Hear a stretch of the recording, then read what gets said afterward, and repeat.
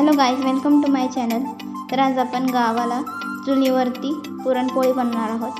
तर इथे मी पीठ मळून घेतले अगोदरच, त्याला तेल लावून साईडला ठेवून घेतलं. त्याच्यानंतर चुलीवरतीच पुरण बनवलेलं आहे, तुम्ही बघू शकता इथे. आता त्याचा पिठाचा गोळा करून त्याच्यामध्ये पुरणचा गोळा भरलेला आहे. त्याचं आता एक परफेक्ट त्याचा बॉल बनवून घ्यायचा, त्याच्यावर एकही रेषच नाही आले पाहिजे. तुम्ही बघू शकता इथे मी हाताला तेल लावून घेतलं होतं थोडंसं, त्यामुळे ते आता नीट झालेलं आहे. हाताला काही चिटकत नाही आहे, तुम्ही बघू शकता. त्याला आता थोडंसं सपाट करून घ्यायचं फ्लॅट लाटण्यासाठी. त्याला आता पोळपाटवर ठेवून थोडंसं पिठामध्ये डीप करून घ्यायचं, म्हणजे जेणेकरून ते आपल्या पोळपाटवरती चिपकणार नाही. तुम्ही बघू शकता इथे त्याला मी पीठ लावून घेतलेलं आहे. त्याला लाटायला सुरुवात करूया आपण. एकदम हळूहळू स्लोली लाटायचं, कडाकडाने लाटायचं. त्याला मधून जास्त आपण फोर्स केला ती मधून ती फुटू शकते. ही माझी फर्स्ट ट्राय, त्याच्यामुळे मी एकदम हळूहळू लाटते.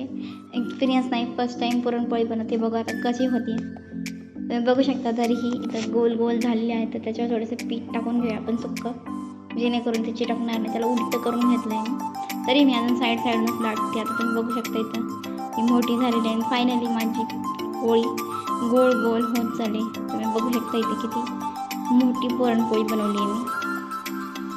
तर तिला आपण उलटी करून तव्यात टाकूया, ज्या साईडून पीठ आहे त्या साईडून, कारण तिथं आपल्याला तेल लावायचं असतं. त्याचं पीठ थोडंसं झटकून घेतलं आहे त्याच्यावरचं. आता त्याच्यावर थोडंसं तेल टाकून त्याला पलटून घेऊया. नाही, आधी पलटून घ्यायचं, त्यानंतर त्याच्यावर थोडंसं तेल टाकायचं. त्याच्यानेच आपल्या पोळीला फुगा येतो. आणि तर चपातीलाही तसंच असतं.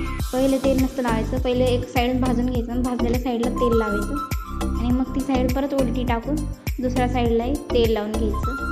तुम्ही बघू शकता इथं माझी पुरणपोळी फायनली फुगते आहे. फर्स्ट टाईम पुरणपोळी बनवली आणि फर्स्ट टाईमच ती फुगली.